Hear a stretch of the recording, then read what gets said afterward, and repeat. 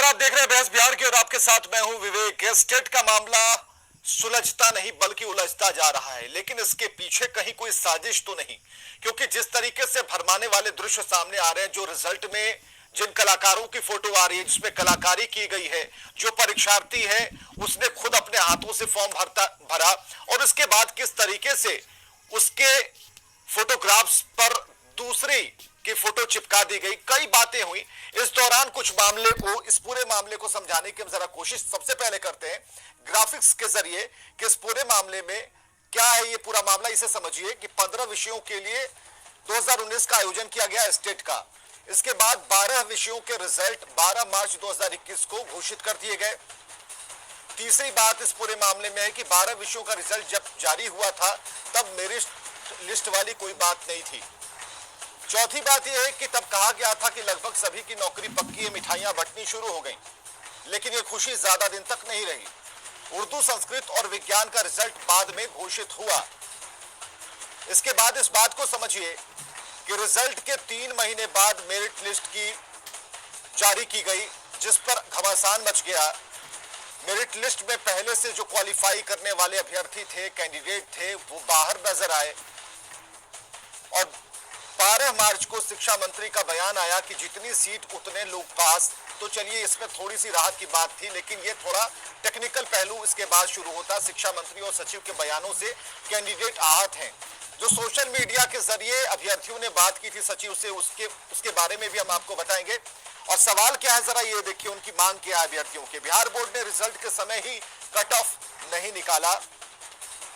दूसरी बात की 33% आरक्षित जो महिलाओं की सीट है उसका भी रिजल्ट में ख्याल नहीं रखा गया। तीसरी बात यह है कि विषयों में रिक्तियों की संख्या कितनी थी ये जानना चाहते हैं अभ्यर्थी।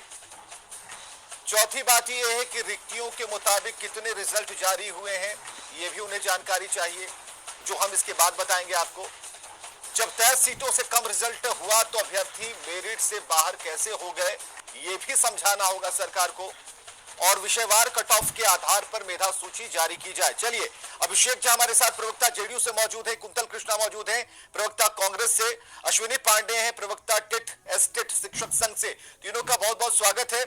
सबसे पहले तो अश्विनी पांडे आपसे जानना चाहेंगे, तकलीफ कहाँ है और क्या जिस तरीके से शिक्षा मंत्री का एक के बाद एक बयान आया जिसमें ऐसा लगता है अब कि नहीं, बात वो समझ चुके हैं, कमेटी उनकी समझ चुकी है और वो कह रहे हैं कि परेशान होने की जरूरत नहीं है। अभी भी परेशान है क्या?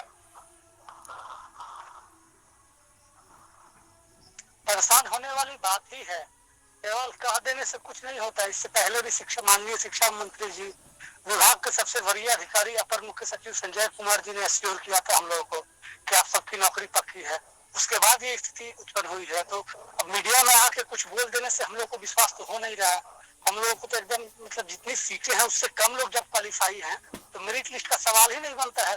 सबकी नौकरी पक्की होनी चाहिए थी। मेरिट लिस्ट की जरूरत कहाँ पड़ती है?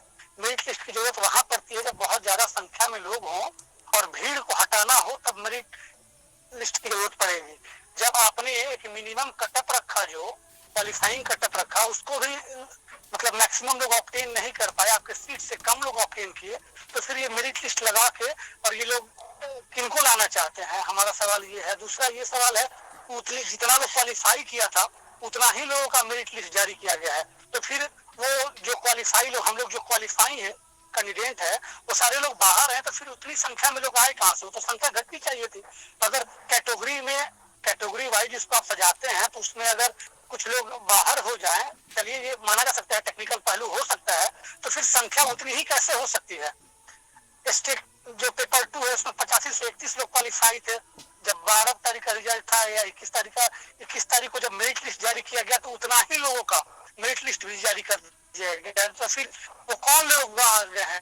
जो क्वालिफाई लोग हैं वो लोग तो उस मेरिट लिस्ट में है ही नहीं। तो फिर बाकी ये बाहरी लोग, 3 विषयों के चलते माध्यमिक का रिजल्ट प्रभावित होना था। ये सवालों का सवाल जवाब का पहला फेज है, मांगों वाला पहला फेज है। जरा हम चलते हैं सरकार के प्रवक्ता हमारे साथ बैठे हुए हैं, उनसे जरा बात करते हैं। अभिषेक झा जी हैं।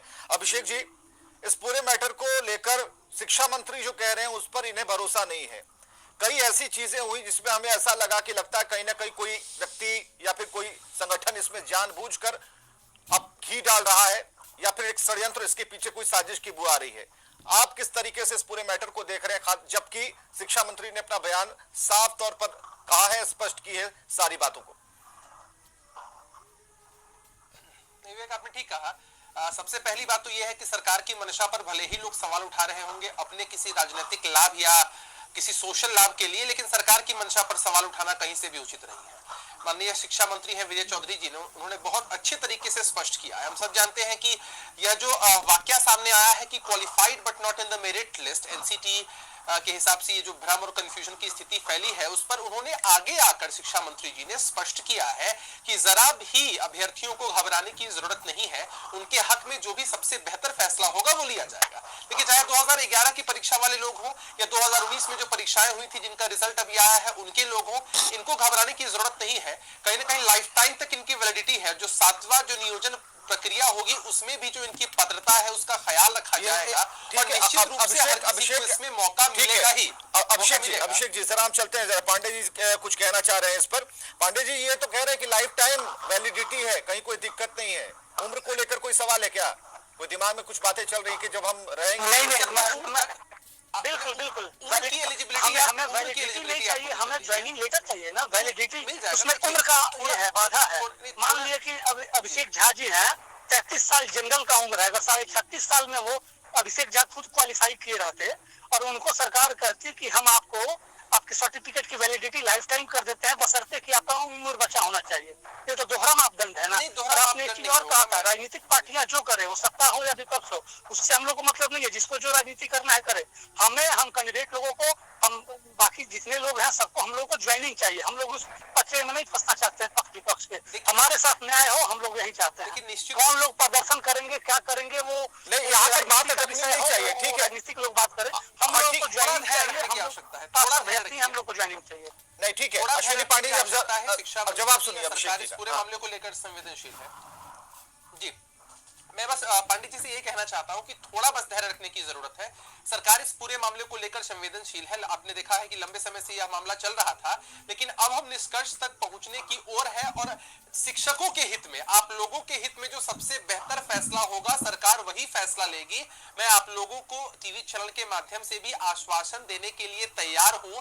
अगर कोई इसमें राजनीति करने की कोशिश भी करेगा तो हम उसको एलिमिनेट करते हुए, आप देखिए कि किसी शरारती तत्व ने ही ऐसा किया होगा ना कि किसी की तस्वीर को, किसी हीरोइन की तस्वीर है या किसी की गलत एंट्री को डाल करके इस तरह की चीजें सामने लाई। भाई, अगर आप एक भी रिजल्ट को खराब करते हैं तो आप मेधा सूची में किसी न किसी एक की हकमारी करते हैं। हम ऐसे लोगों को आइडेंटिफाई करके उन पर कार्रवाई भी निश्चित रूप से करेंगे और आपके हक में जो सबसे बेहतर फैसला होगा वो शिक्षा मंत्री जी लेने के लिए और हमारी सरकार लेने के लिए कृत संकल्पित है। उन्होंने आश्वासन दिया है।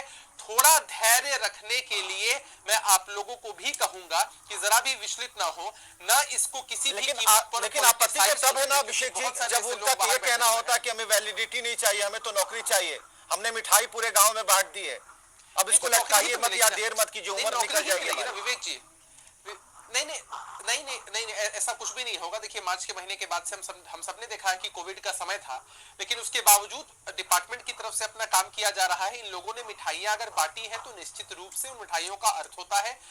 शिक्षा मंत्री जी ने कहा है कि अगर आप क्वालिफाइड हैं, मेरिट लिस्ट में नहीं भी हैं, वो टेक्निकल इश्यूज हैं, उनको भी दूर कर लिया जाएगा। इसका कतई ये मतलब नहीं है कि सरकार की तरफ से 1% की भी मंशा है कि अगर कोई क्वालिफाइड इंसान है, अभ्यर्थी है, जिसने मेहनत की है और परीक्षा को पास किया है, उसको उसके हक से वंचित रखा जाए, नौकरी से वंचित रखा जाए।